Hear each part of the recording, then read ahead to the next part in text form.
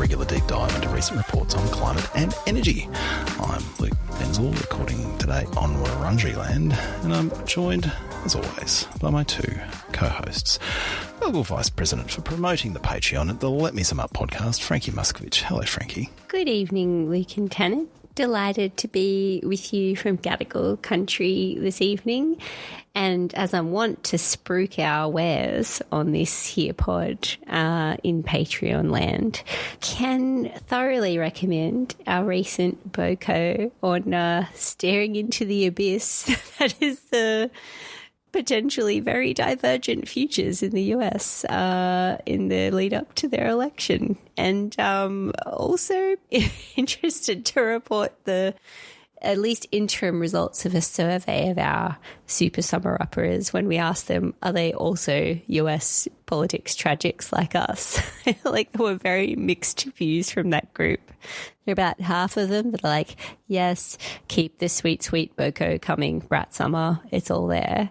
But then there were a few people like, we don't really need regular dispatches on that, and at least one or two people that prefer not to consume US politics for mental health reasons. So if all of that sounds enticing to you, I think you should head over to our Patreon and check it out. For listeners that are into US politics, I feel like this is a taste of the alternate timeline in which I propose to Frankie and Tennant that we start a US politics podcast.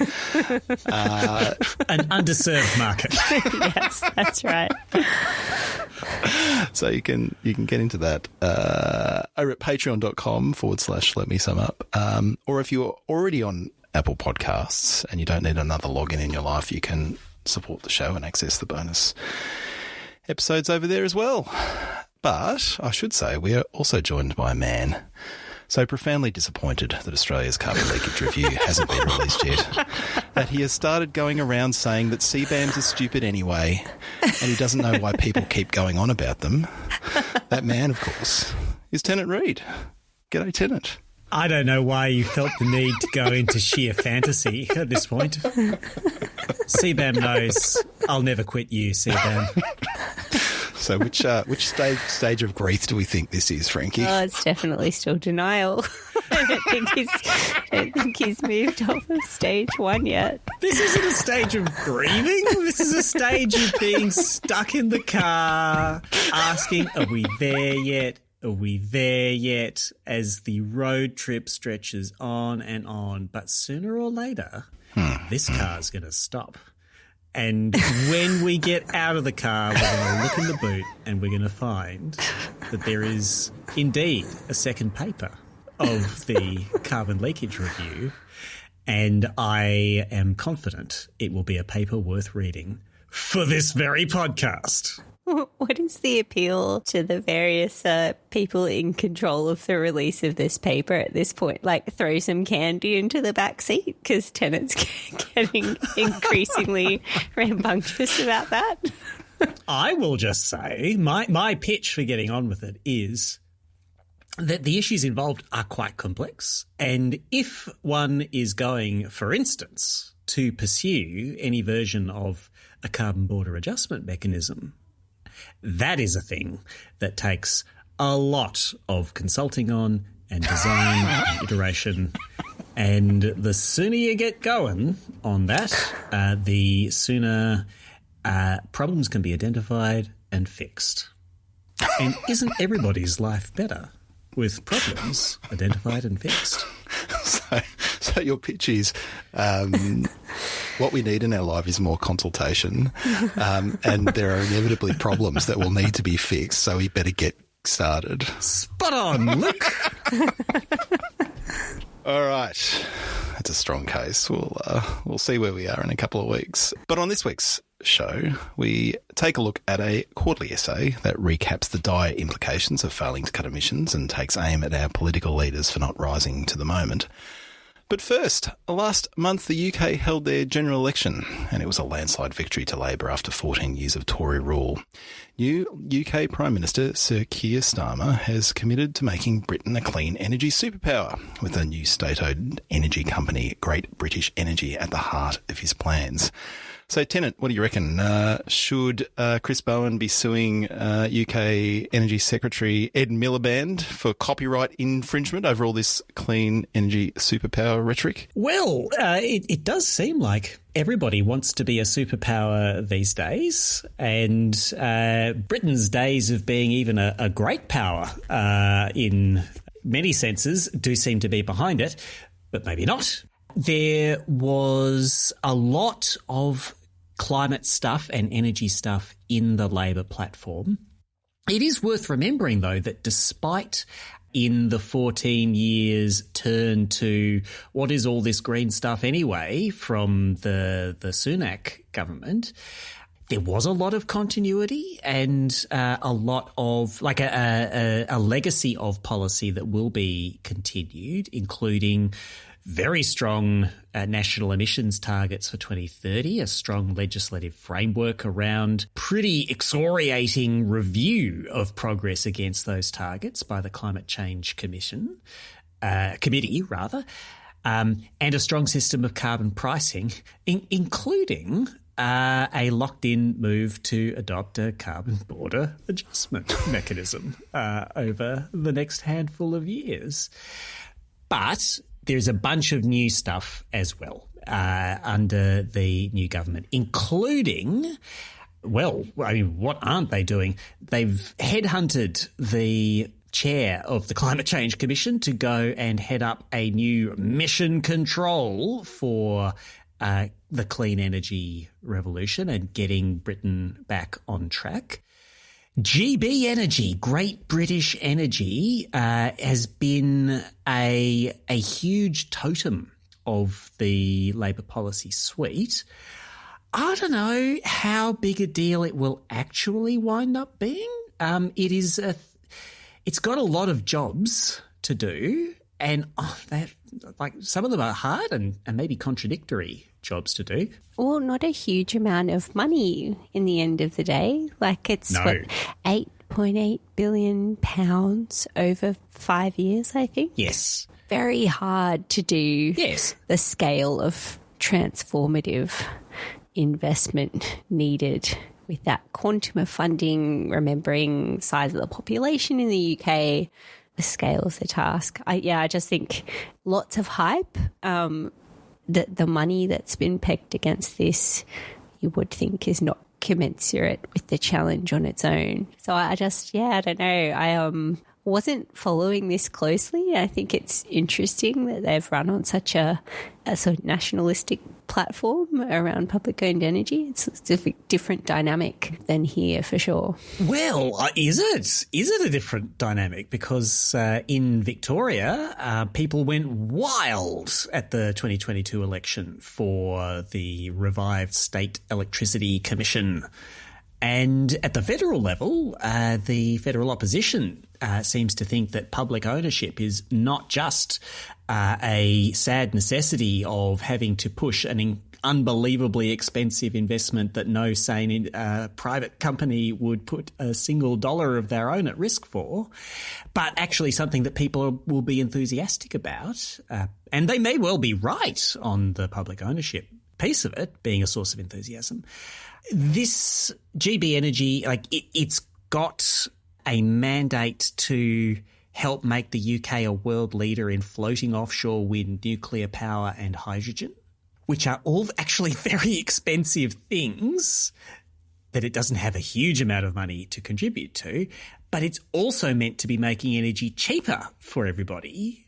We will have to see. The stuff in the meantime that they are also getting on with and have got on with much faster for the first few actions is to make it easier to build stuff in the energy sector in Britain. And this is really huge. There was effectively a ban on onshore wind approvals under the former government, and it was very hard to get a bunch of onshore solar, large-scale solar up.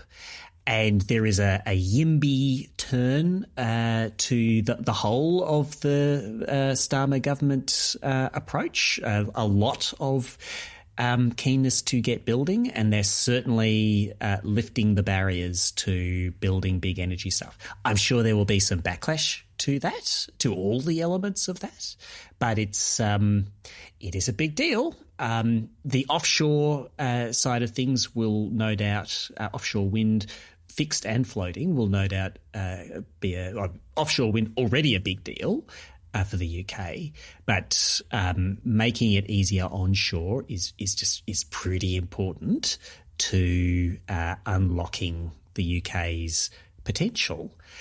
What else have they got on the agenda? It's a lot. The Ed Miliband priority list also includes upgrading Britain's homes and cutting fuel poverty through the Warm Homes Plan.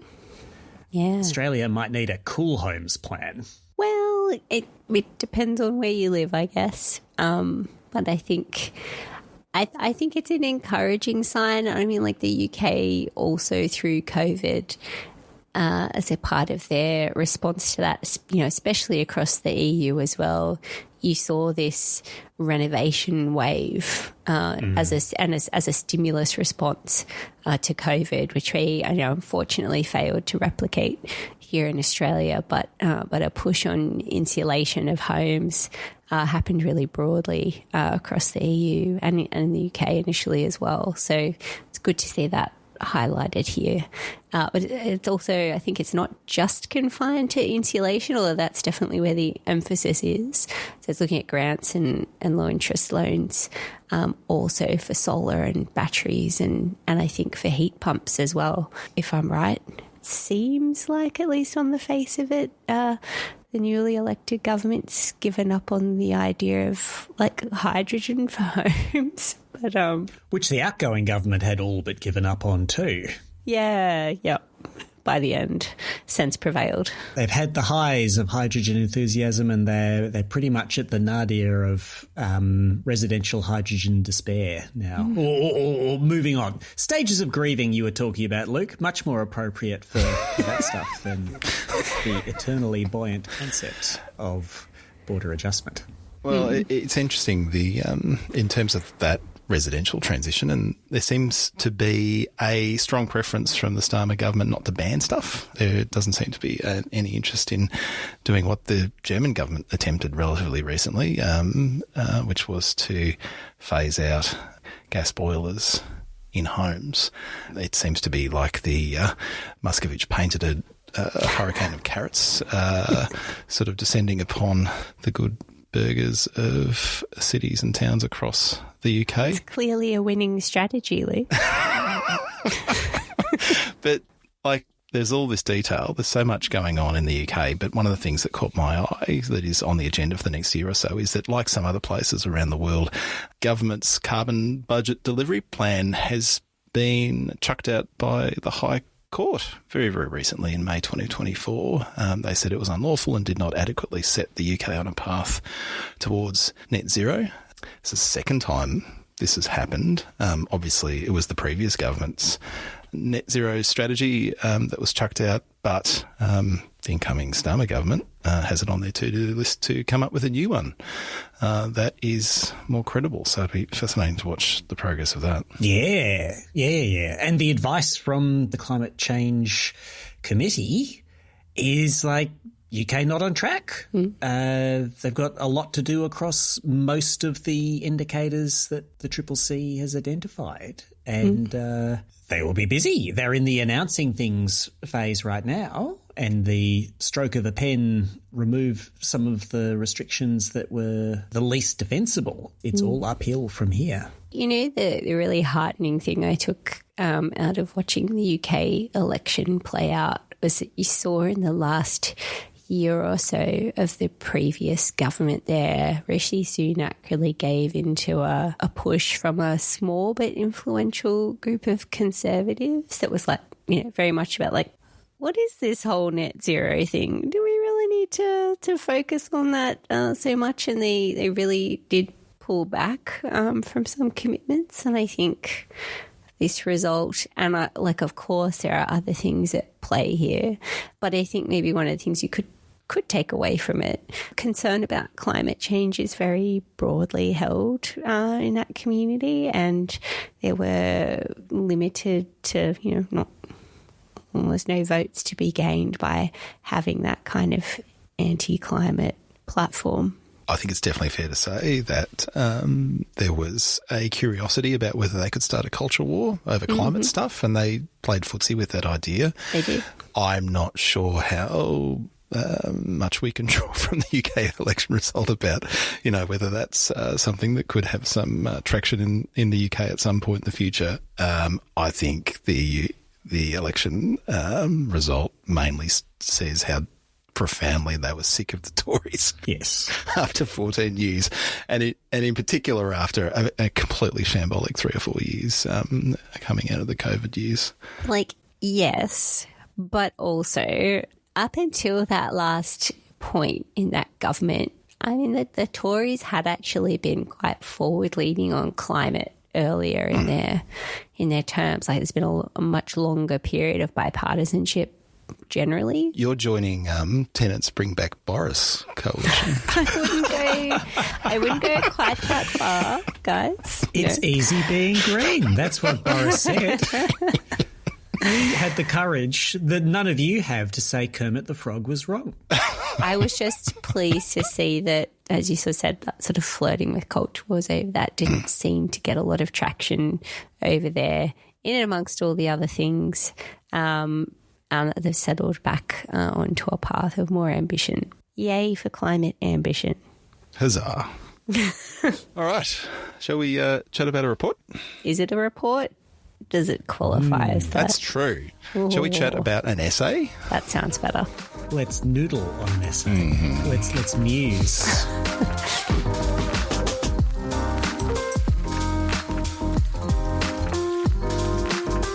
The quarterly essay is something of an Australian institution. Published by Black Ink and aimed at a general audience, each edition features a long-form essay of around 25,000 words delving into a critical issue of public interest. The latest quarterly essay, titled Highway to Hell, Climate Change and Australia's Future, is penned by Aussie climate scientist Joelle Gergis, who is a respected commentator and a lead author of the IPCC's 6th Assessment Report. In it, Gergis provides a recap of the latest climate science, lays out the potentially devastating implications for Australia if the world fails to curb its emissions, and launches a pointed critique of Australia's political leaders for their lack of ambition. Frankie, one of the goals here is clearly to distill a lot of complex science into something intelligible to the average reader, but it also makes the case for a very rapid ramp-up in the stringency of Australia's climate policies. What did you make of this essay? So, I think my response to having read this essay could be summarised in 2 tracts. On the one hand, I actually really appreciated Joelle's effort to really distill what is a lot of complex science into something that could be understandable to a layperson in terms of what potential climate futures might look like in Australia. I actually thought she did that really well. She did that in few instances that are probably in the most powerful way by talking about the potential for different levels of sea level rise over time and drawing in the amount of current settlements and parts of Australia that would be affected by that. To me, that really touched a nerve, and I think I would like to see more of that kind of commentary elevated in the discourse. She also had, and I think it's also worth kind of outlining some of the spirit in which this was written. It's very obvious that she's incredibly frustrated at the lack of progress as she sees it in our politics on climate. She makes a point of saying that she has resigned, I think, from an academic post that she held because she felt that it is not viewed favourably or the done thing for climate scientists to speak out very publicly on this, and that they're told to effectively stick to their lane. And she was making a very strong point that she felt the best use of her time for here on out is not focusing on more research needed, but really to focus on the challenge of translating the climate science that we understand into real action on the ground. And I actually think that is a very good and useful call to action. If I could sidebar for a second, it's one of the reasons that I've personally chosen a career along these lines.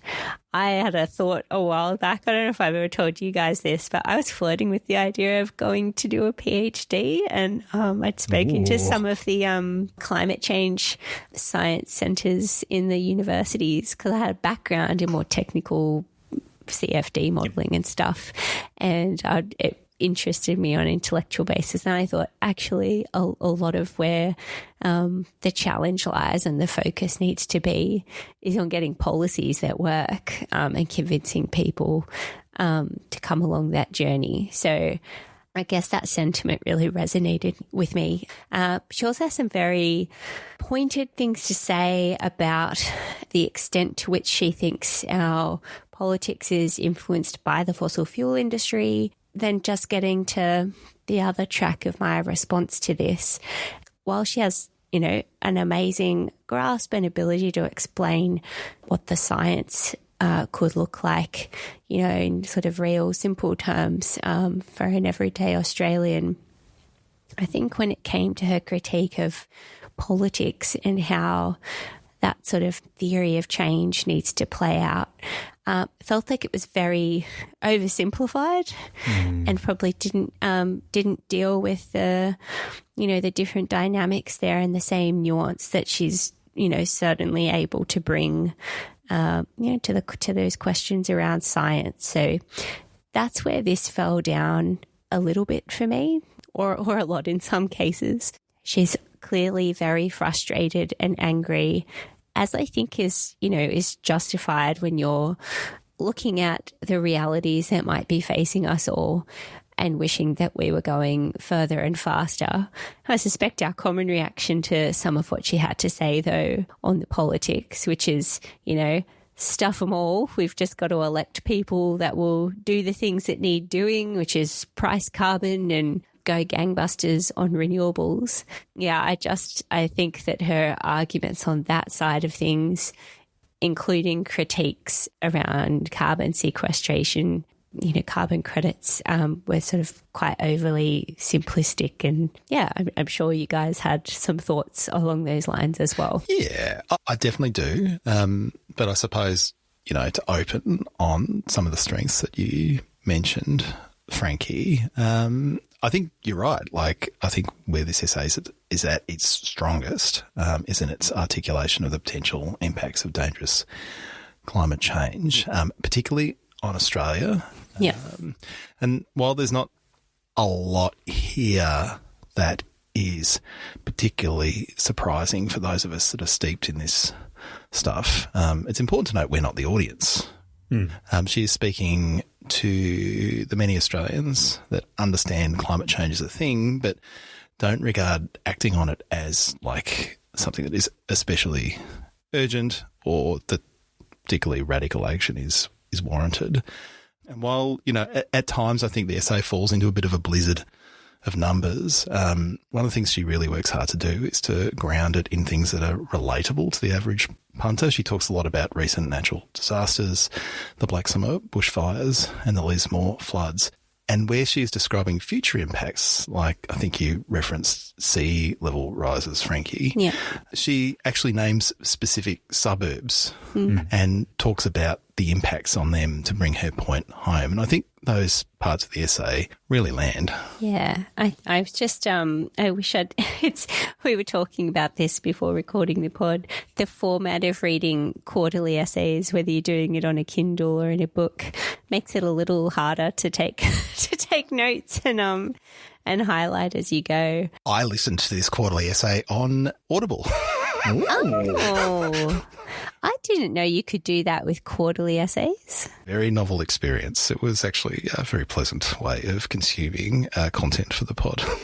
Did the author read the work? She did, and she read it very, very well, actually. I commend it to you, although not helpful to you at this point because you've already read it. Yeah, well, that's a useless bit of advice. But to our listeners. So I was looking for like a specific example to then read out. Maybe the one I just stumbled on is under the IPCC's intermediate emissions scenario, Australia's sandy shorelines are projected to retreat by about 110 metres in eastern Australia and up to 90 metres on the south coast by the end of the century. And under the worst scenario, 100 metres of our coast will disappear around the country, with retreats as high as 220 metres in northern Australia and 170 metres in eastern Australia. Like, that's where most Australians live. So, it's a huge amount of homes, of public infrastructure, either need to get used to regular flooding or storm surging or would need to retreat. There are other examples throughout the essay that she gives, but another one, with a 2-metre rise in global sea level, airports located near the coast in Sydney, Brisbane, Adelaide, Hobart and Cairns would largely be underwater at high tide. So some of that stuff, as I said, really would touch a nerve, and I think it's the kind of information that really should be getting more airtime in the public discourse. And I wondered, and I did want to sort of take this up with both of you because, I mean, she is an expert on this, knowing these things and being able to put it in a format that ought to resonate very strongly with people. I think she's clearly frustrated that politicians are not necessarily seeking to do the same to the same extent. Like, there is a calculation that a lot of politicians are making in this country about what gets political support, and the judgment being that trying to sell a positive message potentially around all the upsides of doing the work of the transition is a better story to tell people than to scare the crap out of them with things like this. I just wondered if either of you had a reflection along those lines after reading what she had to say on some of these things. Well, I agree that the physical science and communicating the physical science piece of this is the strongest. I don't think it is beyond reproach, and there are difficult arguments to be had about how you treat future scenarios for emissions, because there are a number of uncertainties involved here. There are uncertainties in the physical science, and those are, I think, quite well discussed here. But the biggest uncertainty is not about physical science. It's what will people and the countries that they form, what will they choose to do? What will be the pathway that economies, technology, society take? And I think that's something that is not really that amenable to the authority of the physical scientist. And like politics studiers, politics knowers sometimes call themselves political scientists. And I having done a political science major in my undergraduate studies, I think that is marketing. And it's a very complicated area. And so when Joelle Gergis identifies the middle-of-the-road climate scenarios as the most low temperature that's actually likely to happen, and in fact the most plausible scenario is a fairly high emission scenario, not the very highest emissions RCP 8.5, SSP 8.5 scenario that a lot of people think is no longer even vaguely plausible, which involves like unconstrained and enormous increases in coal consumption that are just a fantasy at this point. She recognises that criticism, but she thinks that a very high emission scenario, not as high as that, is still the most plausible. And I don't know, opinions differ on that, like very greatly, and not just among optimistic part-time podcasters, but the International Energy Agency is like pretty forthright in saying the commitments that countries have made and the trends in their economies have caused a huge amount of future emissions to evaporate. So anyway, I didn't answer your question though. A politician's missing a trick by not talking so much about the enormous physical and economic risks that we face. They probably are. I think there are real challenges that come with defending the detail of statements about those risks. Yep. Because like the 2 meters thing, for instance, that is very much tied. By 2100, 2 meters of sea level rise would be tied to that super duper high emission scenario that isn't going to happen, or to pretty high emissions plus climate sensitivity turning out to be on the higher end of what we think it might be. And good luck to anybody whose main job is politics, trying to cover off the details and the ifs and the buts of that when somebody in their audience starts saying, oh, you're just making all this up. I don't know that they'll get much past, this is the best advice I've got. It does seem a little bit like she is picking the scenarios that are going to make the potential future we're barreling towards as scary as possible. It isn't really plausible that, we don't implement a bunch more policies over the next 5, 10, 15 years. The question is whether those policies will be equal to what we need to do, not whether we implement any more. Yes. Yep. One thing that we can say about, experience over the last 3 decades or so that governments have been trying to sort of move the ball forward on this piece is that we have continued to make progress. The question is not whether we're making progress. The question is, are we making progress anywhere near quickly enough? Yes. And the no new policy scenario is a fixture of lots of modelling efforts and projections efforts, and it has a legitimate use in saying, well, let's just extrapolate out the full impacts of what's currently there and we can see how big the gap is that's left to be filled by more action. But the presentation of that no new policy scenario as what is going to happen, that like this is it and we're doomed, or we need to tear down the whole current approach because it's not enough. Like that is actually common, like a common tactic among fossil fuel boosters and fossil fuel foes. Annoying people from OPEC or Tamboran Resources or whoever will present the no new policy scenario from IEA work or whatever to say, and this is why you're going to need us. Because look, demand doesn't decline much or at all.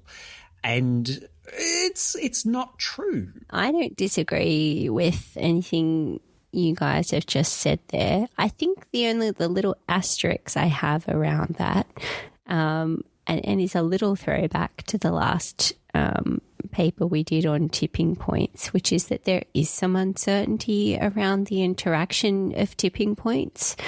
And so I don't think she's claiming to be an expert on that per se, but she's saying that the latest research on, say, like the disintegration of the Greenland and West Antarctic ice sheets might be triggered within the Paris Agreement range of 1.5 to 2 degrees of warming. And like there are some pretty horrendous consequences from that, which would play out. I mean, she's picked sea level rises as a way of grounding some of this. So I think I'm agreeing with you, but I guess she's also seeking to highlight that even if that's the case and the scenarios that we've generally mapped out in terms of no new policy or whatever aren't really realistic. There's still some big uncertainties about what we may have already kind of set on course, and the point also that it's unclear to know whether we've crossed critical thresholds for those tipping points, and until much later in hindsight. So I guess the call to action is we've got to use the best science that we've got to take action now, because even keeping to our Paris Agreement targets might not avoid some of those, really big catastrophic changes to our climate.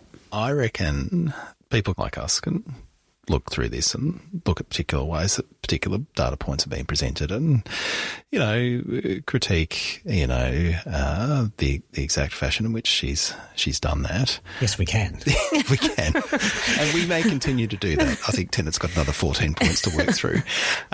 If the mission is to kind of give Joe and Jane public the strong impression that things could get really bad if we don't get serious about this stuff, I think this essay succeeds in that. Mm-hmm. One thing where I think I would have liked to see a bit more from Gergis, and you should be able to do this in a 25,000-word essay, is to unpack the idea there's not a cliff that we're going to go off and that after that point we should just give up. Yeah. Yep. Because I think someone that isn't steeped in this stuff, as the three of us are, could read this and go, well, if we miss this window of opportunity, if we don't act in the next 5 years, we're just stuffed and we should just give up. And that nuance is incredibly important. I think it's really hard to communicate in sound bites or in an op-ed, but in a long-form essay, that is a really important point that deserves to be unpacked. But because the imperative, I think, is a political one, and entirely fair. This is the task she's taken on. She wants to spur action, and she wants to, inspire the general public to get much more involved in politics and to vote for people that are going to pursue much more radical shifts in the Australian economy. She kind of loses some of the nuance that really should be there, for me at least. Yes. There is an absolute dearth of nuance in the back 2/3 of this essay, and here we go. So I got annoyed at a few things here, and I will do my best to stay out of the micro. My best is not going to be good enough. I will say that to the point that you highlighted, Frankie, at the very start about Joelle Gergis reacting against the pressure on people to stay in their lane and just talk in a non-political way, stop short of making larger points and stick to their disciplinary knitting. I think. And this is a very dangerous thing for a generalist like me to say. I still think of myself as a generalist. I've spent a lot of years now on climate stuff. I know a lot more than I did, but I know that I am a tourist in every sub-discipline that I need to try and skate across the surface of in that space. But I think that the rest of the essay is a bit of a warning of the dangers of getting outside your lane without a large support structure or a diverse team of viewpoints and abilities and critiques to keep you on the straight and narrow. Because the other stuff that she has to say about energy systems, about politics, about diplomacy, is riddled with the simplistic representation of talking points and critiques from basically a handful of campaigny NGOs. And those things, there are errors in them. Some of them are just flat out errors. Some of them are points that are correct in a narrow way, but then are easily mistaken as meaning something else. So I'll highlight two things. Well, I'll stick to that. Two things that annoyed the heck out of me here. One is the explanation of disappointing to Joel Gergis and many other people, disappointing progress at COP28 and international climate negotiations over the past few decades being explained by, well, there were 2,500 fossil fuel lobbyists striding the halls, a larger number than any single delegation at the COP. And these fossil fuel bullies are dominating everything. And I have written, but not yet published because it struck everybody else as a bad idea, and they're probably right, a 3,000-word LinkedIn post plumbing this 2,500 statistic, which came from a subtly named outfit called Kick Big Polluters Out. That is nonsense. I have gone through the same database they went through. I've looked at how they formed their numbers. There was like, on a generous definition, there were like 400, 500 fossil fuel lobbyists there. The other 2,000 people they finger are just like from business organisations or businesses. They're from all over the shop. Most of the fossil fuel lobbyists are from state-owned oil companies. Tennant, are you saying this because you're a fossil fuel lobbyist? By their definition, I absolutely am. Yes. Although, actually, they didn't list me. So they... Here we go. Oh, no. Here's the real issue. Yeah. I missed out. Just not on the list. It's a number that has been created to hype up an attack that's fundamentally about delegitimizing the broader participation of oil and gas companies in climate stuff, and specific bits of truth or falsity are secondary to that tactical and strategic task. And like for activists going out there and trying to make headlines like that, I don't think that's actually a good idea, but whatever, that's a tactical thing. Can we just pause for a moment to note that your critique of Gergis on this point references an unpublished LinkedIn post? Yeah. So convincing. All right, you're putting me. And this is what you opened with. Yeah. Well, maybe I'll just uncork that LinkedIn post. Maybe the time has come. And that way, nobody will publish a nonsensical number about COP29. Never. The other thing, I promise I'll shut up soon. The other thing that I'll highlight is the discussion of fossil fuel subsidies. Which is deployed to say, I mean, it comes up a few times, but it's deployed to say there's all this need for climate mitigation and climate adaptation finance and funding to developing countries.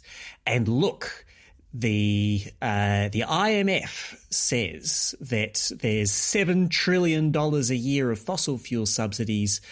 Governments are spending the money on fossil fuel companies that they could be paying for poor country mitigation and adaptation with. And if you dig into that, like the $7 trillion number is, the IMF has really said it.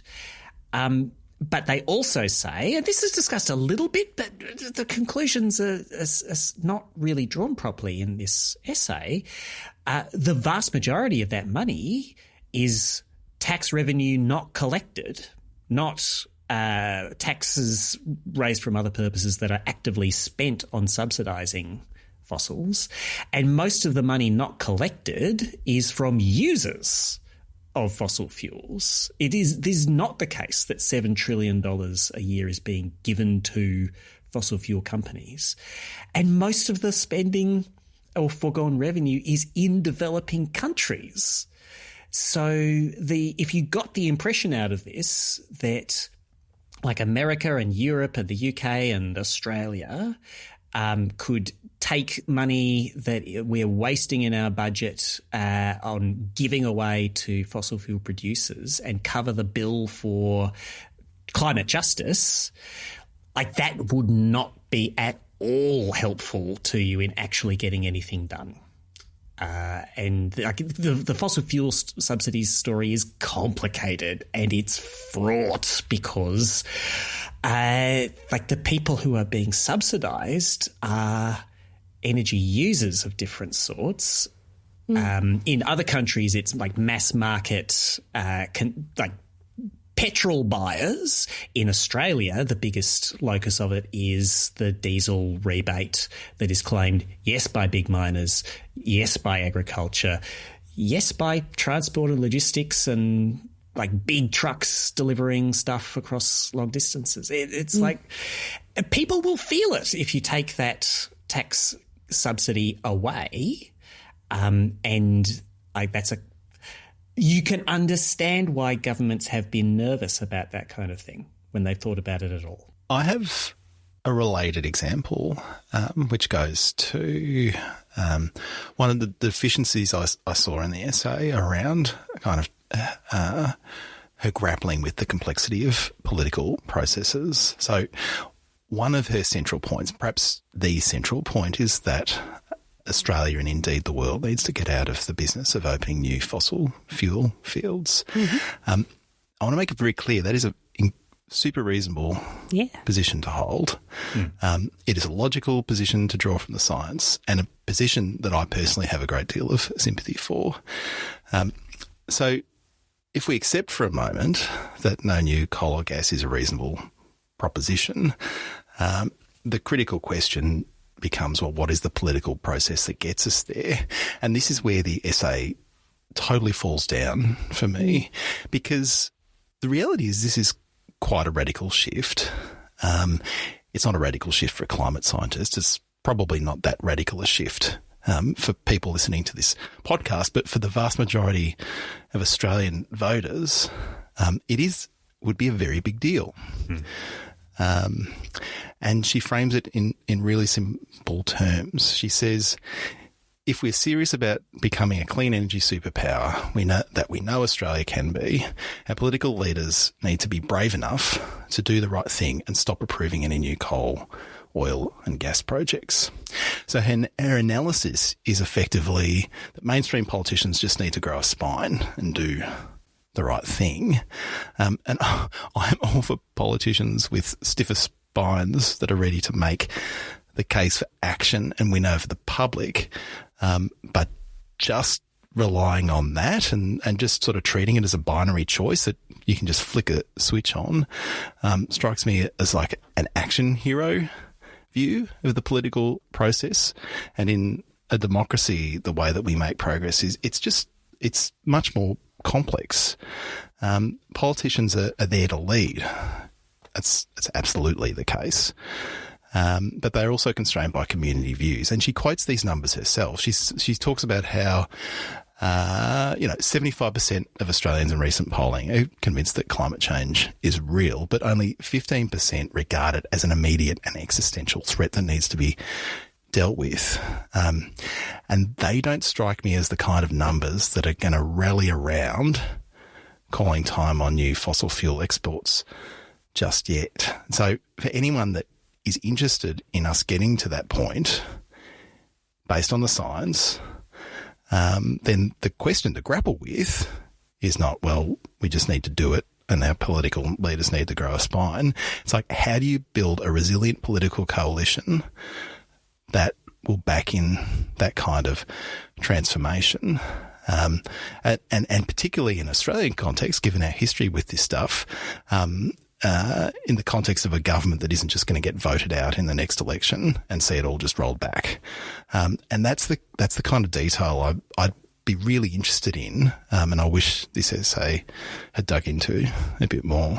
Yeah, I mean, I agree, and I think that is the strongest critique you could make of this essay. And whilst I think all three of us would have liked to see that, I don't know that is a realistic thing to expect from a very knowledgeable climate scientist who, I think by all accounts, like she hasn't spent her career looking at the theory of change, in political movements to drive net zero. It's been on what the science is telling us. Yep. So I think she's understandably distraught at the potential future we're staring down, and is, I get the sense, like many other climate scientists out there, probably close to her wit's end at watching the mismatch between what she sees as potential future staring us in the face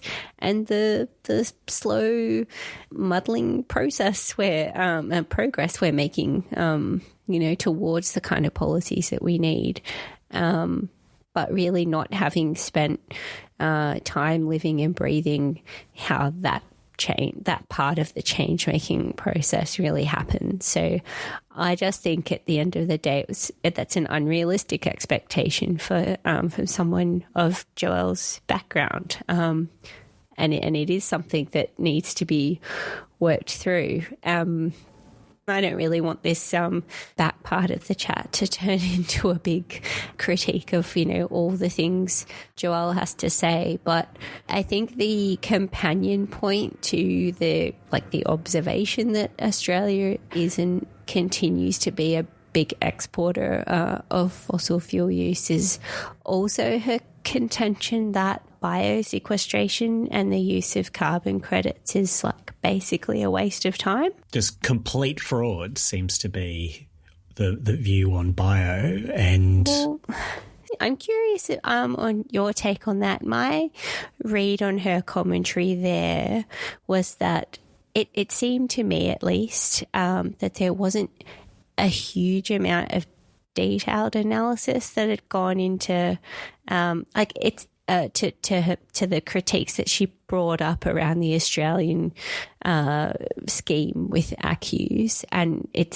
seemed to just call up a lot of the criticism we've talked about it on the pod previously that were brought up by eminences like Andrew McIntosh, who was subject to getting the Chubb review going, looking at the ACCU scheme. It wasn't sort of turning over new ground on any of that. It was just, I think, repeating some of the claims made at that point. Policies like the safeguard mechanism and things like that allow for the use of offsets. At some point that we do need to focus on those companies and big emitters actually reducing emissions rather than relying on carbon credits only. But I also think that was, an oversimplification of what the safeguard mechanism is and has been designed to do. So, unfortunately, I think there is definitely a valid critique in there around the over-reliance on credible offset strategies, and that we do need to see big emitters focused on reducing their actual emissions, stop burning fossil fuels going into your processes or gas boilers or whatever it is. But I think the way that she made that point failed to acknowledge either the design of current schemes, which are more complex and do have those requirements in place. Anyway, I think there was a valid point to be made in there. I'm just not sure she did it very well. So I'm torn between the provocative assertion that her policy prescription may not be that far off from current national government policy. Yeah. Put a huge amount of effort into the deployment of renewable energy. Tick. Yep. And put a price on carbon to make sure that the largest emitters pay. Safeguard mechanism, tick. You can acquit that price by paying money to not the government but offset providers. It's still a cost to you. I think there's a lot more fiddling with the dials on the same machine at work here than the sort of fundamental switch. except for this question of, does Australia block further fossil exports or not, where there is a stark policy difference. And so the thing I was torn with, and I'm just doing both, is to read what was the least convincing passage of this essay, the infamous page 39. Instead of taking the ethical lead and choosing to limit the supply of products we know are cooking the planet, we are using the drug dealers' defence that if addicts don't buy from us, they'll get their fix somewhere else. Instead of enabling countries hooked on their dirty habit, Australia could instead choose to take them to rehab and help them get clean. I had the same passage dog-eared. Yeah. I wrote it down too. Yeah. Like, what is that prescription exactly? Like, what does that mean? In what sense are we going to take Japan to rehab and help it get clean? And no. Sovereign countries, bigger countries than us, countries with options. Now, Japan, very, very defensive against any assertion that Australia might not sell it LNG as long as it wants LNG. Very, very quick to try and throw weight around within the domestic debate. They could indeed find other options if they really had to. I don't know that we're just going to get very far with thinking about international relations in with that metaphor. Yeah, I just scanned back over the rest of that chapter, and it really did kind of end there in terms of thoughts around the policy posture on that.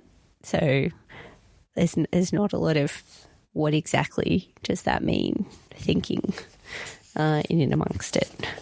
But I think we've covered the ground on what our author is like incredibly well equipped to comment on and analyse. And then I think, to my mind, that is really just a sense of frustration boiling over on the page more than anything else.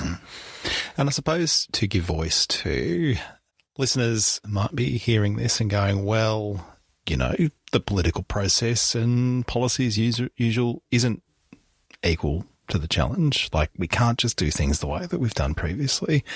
This is an existential crisis, and, we can't wait around for you to sort of work through your pointy-headed consultation, CBAM, blah, blah. We just need to bloody do something. What do both of you say to that? I think doing something is great, but you need some substantive and actionable ideas on what that something is, and you need a way to keep that something done if you get the chance to do it in the first place. Yeah, what he said, but then, but also have a plan for how you keep people on the ride with you, so that it isn't just elect a super ambitious government who's going to do big, bold things. Then, because it is, they are big shifts that need to happen and change is uncomfortable for people, then it's not a one-term wonder and we're back into the climate wars of past and potentially still present. But so, it's got to have a view to longevity and yes, and how you get people across the political spectrum to buy into it, and that's the big challenge. It's the durable consensus, right? And I think this is a point worth making, is that she does acknowledge that our current government is doing a lot of good stuff in terms of decarbonisation of the electricity system. She kind of seems to regard it as table stakes and says, well, that's good and obvious, and then there's this other stuff we need to do as well, and sees it as kind of a parallel stream to this other project which she's invested in of shutting down new fossil fuel projects, opening up new gas fields and the like. But to my mind, and this maybe goes back to your earlier question, Frankie, she doesn't really sort of grapple with how those two pieces are kind of connected, and the reason why governments of both political persuasions at the state and federal level have invested so much energy into this idea of a clean energy superpower. And I would have liked to see the connection between the pursuit of clean energy superpowerdom and the politics of fossil fuel exports drawn out a lot more, because the push for Australia to emerge as an exporter of clean energy and zero carbon products is a critical part of the effort to build a bridge to a different kind of economy, one that isn't reliant on fossil fuel. Yeah. If you don't have the new thing to get to, it's really hard to kick the legs out of the stool of the old thing, right? Yeah. So in terms of that kind of transformation that we need to work through over 5, 10, 15, 20, 30 years, you know, building up those industries provides the prospect of a handoff for those communities, right? And it is a pathway for locking in the support for the transition from states like WA and states like Queensland. And if we don't have that broad constituency of different parts of the country with very different economic bases, it's going to be really hard to get this done. Yeah, I 100%. And I wasn't going to say this because maybe it is a boring point on the one hand to make. Surely you can't say anything more boring than what I have already said. Dig into the detail in an upcoming LinkedIn post. Oh, you're on the hook for that one now, Reid.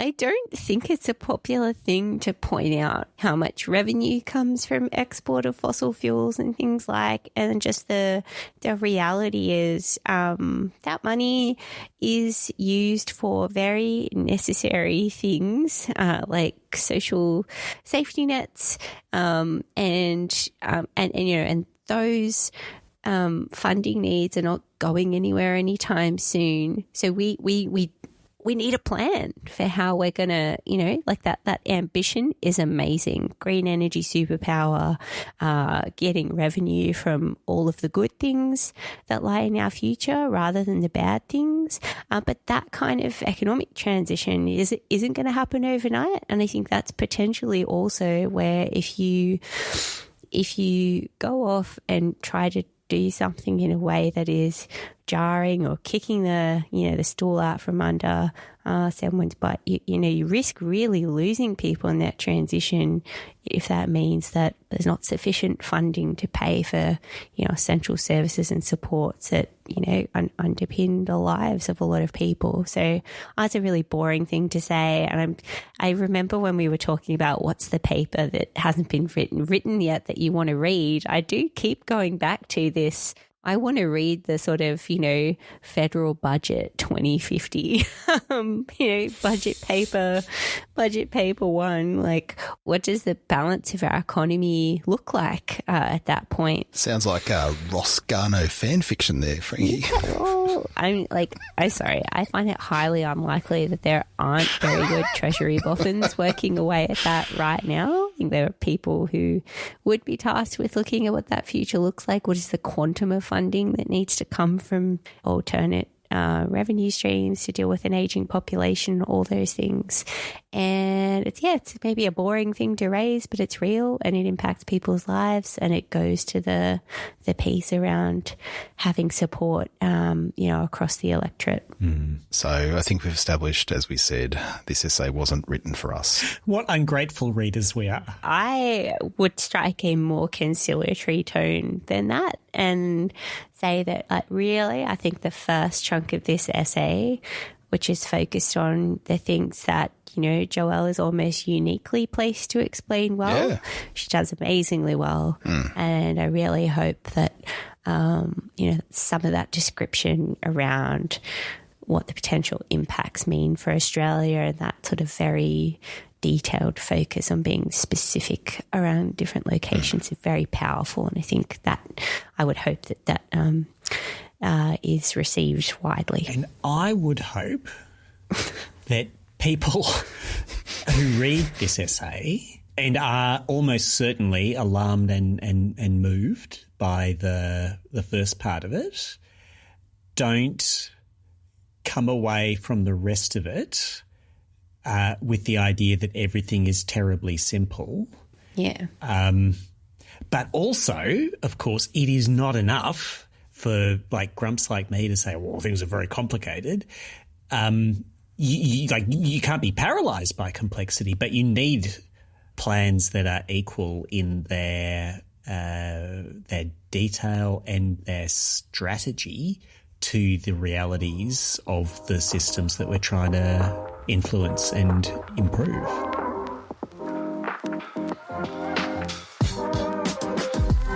As always, we close out the show with one more thing, in which we all share something that is currently captivating our attention. And to kick us off this week, I want to note a pretty interesting piece of feedback we received on last week's episode on the Dire Review from Andrew Bray from Alliance, an organisation whose bread and butter is engaging with regional communities around the renewable energy rollout. So on that episode, I riffed on one of the Dire Review's recommendations to speculate that perhaps the contribution that regional communities are making to the nation by hosting all this renewable energy infrastructure could be something they ultimately take pride in if we collectively made an effort to accord them that respect. Well, Andrew reckons that is definitively not the case. He writes, yes, it seems plausible that regional communities might feel some pride in their role in helping our nation decarbonise. We had wondered the same too, and perhaps even flew that kite in an op-ed or two. But we did test it in our research, and I can tell you the opposite is very much true. You can shove your bold city people decarbonisation thing. It doesn't apply to us, and that is definitely not a reason for us to be putting up with all this wind and solar nonsense you want to foist on us. Is basically a vibe.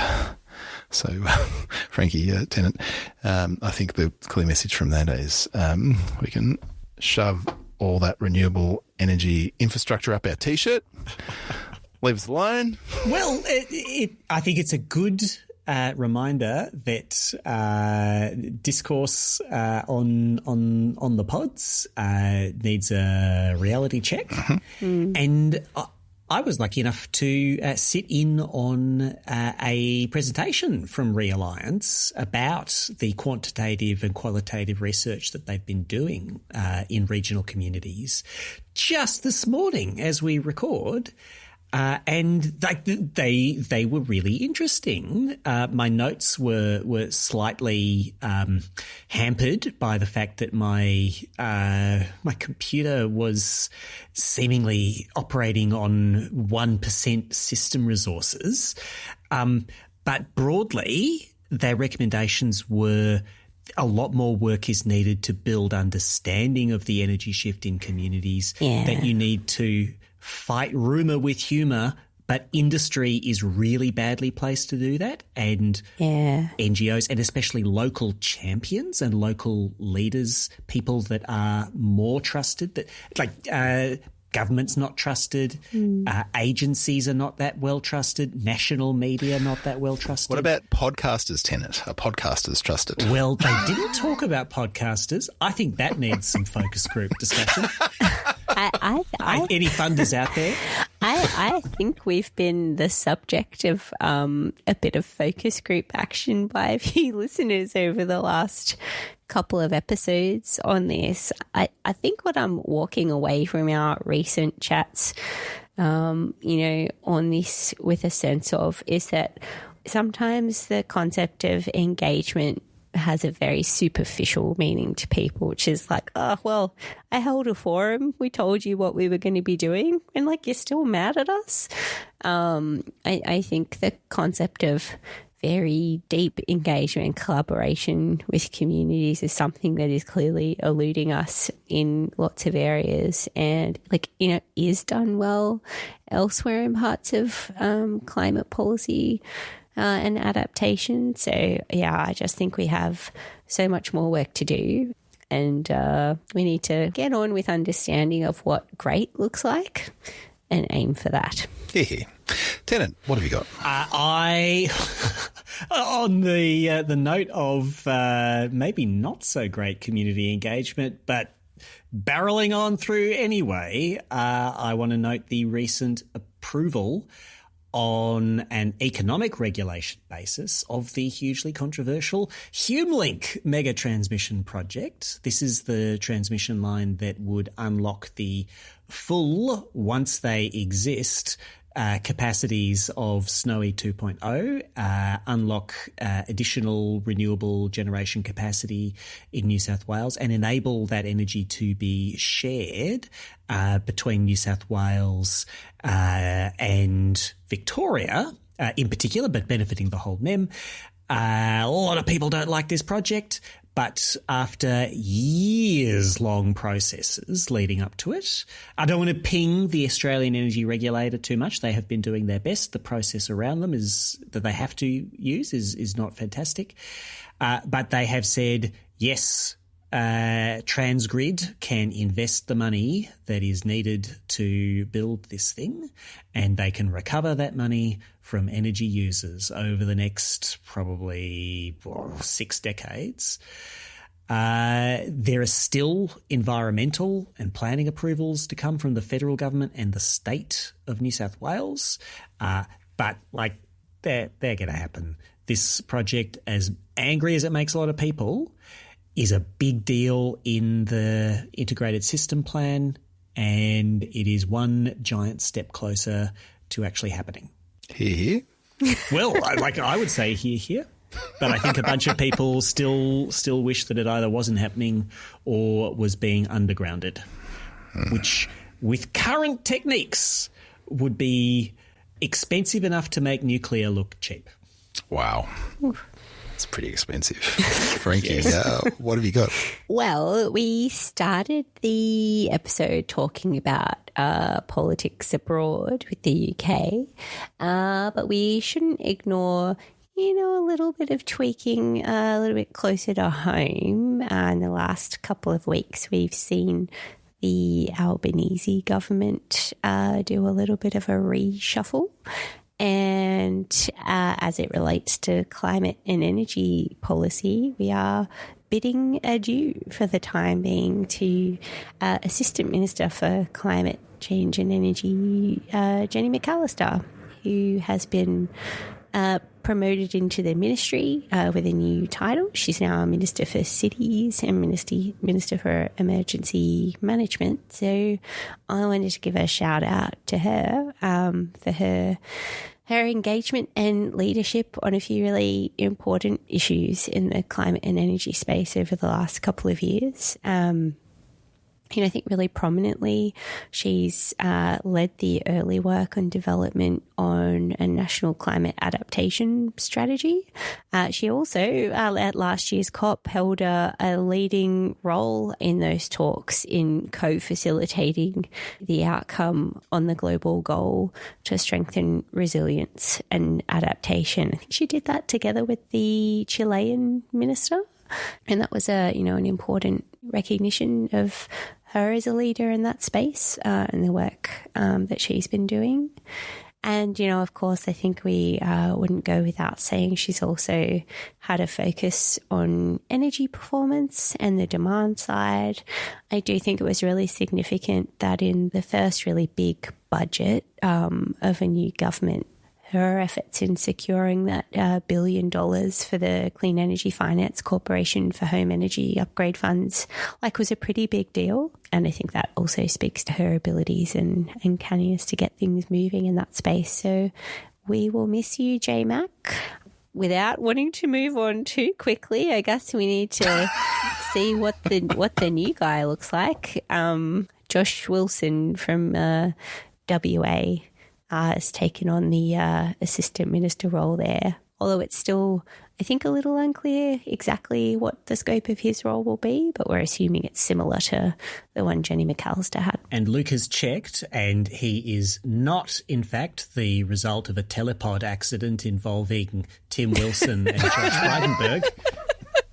He's his own independent person. Well, I wondered if you were going to bring that up, Luke. Yeah, I echo all Frankie's sentiments. It's been a pleasure working with Assistant Minister McAllister, now Minister McAllister. And I will say she had a background in the space, both in the world of consulting and the world of government. And I can reveal she could talk any of us underwater.